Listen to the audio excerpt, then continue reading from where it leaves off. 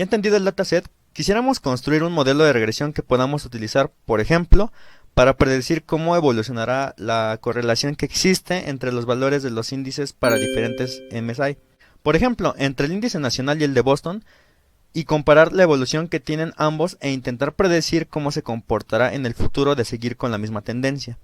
Se haría de ese modo porque el índice nacional es una referencia del valor agregado de los inmuebles a nivel nacional. Y por supuesto se podría repetir este ejercicio con cada MSI individual, tomando como referencia el índice nacional y ver qué MSI mantiene una correlación más cercana a la lineal con el valor agregado nacional, lo que significará un valor agregado para este MSI en particular que será muy parecido al nacional y por tanto siendo una buena referencia para asesorar a la gente interesada en vender su casa y que está indecisa por temor a venderla a un precio infravalorado.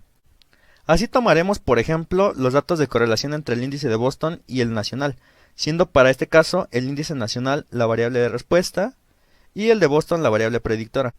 Recuerden que el modelo de regresión lineal se ve como fx igual a wx más b. No sabemos cuáles son los valores óptimos para w y b y queremos aprenderlos de los datos. Para hacer eso buscamos valores de w y b que minimicen el error cuadrático medio, que va a estar definido por esta expresión. El descenso del gradiente comienza con el cálculo de la derivada parcial para cada parámetro.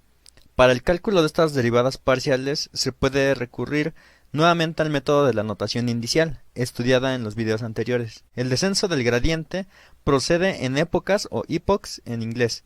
Una época consiste en utilizar el conjunto de entrenamiento por completo para actualizar cada parámetro. En el principio, la primera época la inicializamos en w igual a 0 y b igual a 0, y por lo tanto las ecuaciones 1 y 2 se transforman en las expresiones 3 y 4. En cada época actualizamos w y b usando derivadas parciales.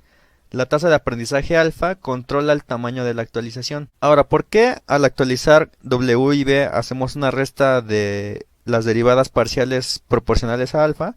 Pues la restamos porque restamos derivadas parciales de los valores de los parámetros porque las derivadas son indicadores de crecimiento de una función. Si la derivada es positiva en algún punto, entonces la función es creciente en ese punto. Debido a que queremos minimizar la función objetivo cuando la derivada es positiva, sabemos que necesitamos mover nuestro parámetro en la dirección opuesta, esto es, hacia la izquierda en el eje de coordenadas. Y por otro lado, cuando la derivada es negativa, que sería el caso en que la función está disminuyendo, y necesitamos mover nuestro parámetro hacia la derecha para disminuir aún más el valor de la función. Restar un valor negativo de un parámetro lo mueve a la derecha. En la siguiente época recalculamos las derivadas parciales usando las ecuaciones 1 y 2, con los valores actualizados de w y b, y así continuamos el proceso hasta la convergencia. Normalmente necesitamos muchas épocas hasta que empezamos a ver que los valores de w y b no cambian mucho después de cada época y después paramos. En cuanto a la implementación en código, veremos que esta inicialización de w igual a 0 y b igual a 0 se verá reflejada en esta función que nosotros hemos llamado actualizar -w-i-b como nuestros valores iniciales. En cuanto a la n que usaremos, será el tamaño de la lista que va a corresponder a los valores de la variable de respuesta. Después se hace un bucle for desde i hasta rango de n y lo que hacemos es simplemente estar actualizando los valores de las derivadas parciales de L respecto a W, que correspondería al caso de la expresión número 1, y en cuanto al caso de la expresión número 2, que sería la derivada parcial de L respecto a B, será esta de aquí abajo. Después corresponderá actualizar los valores W y B, y la implementación en código estará en estas dos líneas. Noten que el valor de 1 sobre n que está en las sumas correspondientes a las expresiones 1 y 2 se escribe después en la implementación en código, siendo multiplicadas por la DLW, que están definidas más arriba, y por el parámetro alfa. Después tendremos que construir otra función en Python que recorra varias épocas. En nuestro caso será la función train, la cual calculará los parámetros W y B para una cierta cantidad de épocas o iteraciones, imprimiendo por pantalla solo aquellos que sean de la época 0 o que sean múltiplos de 400. Eso se ve reflejado con este if en la penúltima línea de código.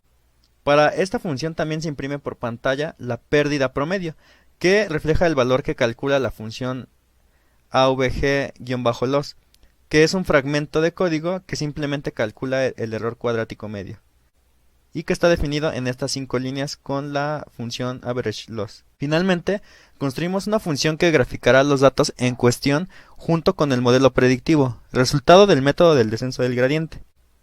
Esto para tener una herramienta visual con lo cual demostrar la efectividad al hacer un mayor número de iteraciones.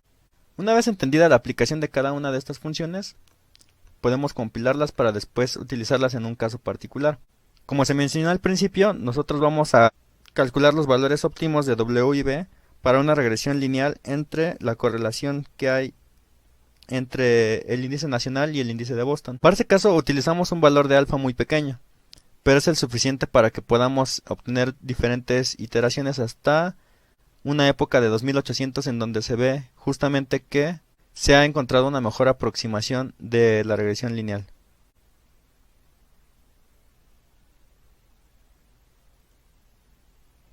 En este caso hicimos un total de 2800 épocas.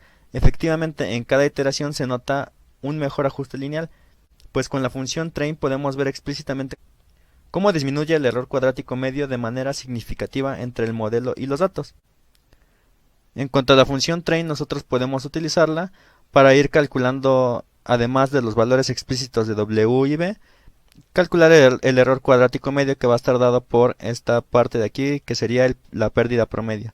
Vemos que se va reduciendo desde 16.081 hasta un valor de 101.33 que se va manteniendo constante. Para realizar las iteraciones probé primero con valores de alfa no muy pequeños, obteniendo resultados poco útiles. Fue hasta que tomé un valor aún más pequeño que obtuve mejores resultados para este caso. El cómo hacer una buena elección de esta alfa será retomado en otro video. Si el video te gustó, no olvides darle like y compartirlo para que siga habiendo más ciencia de datos para todos.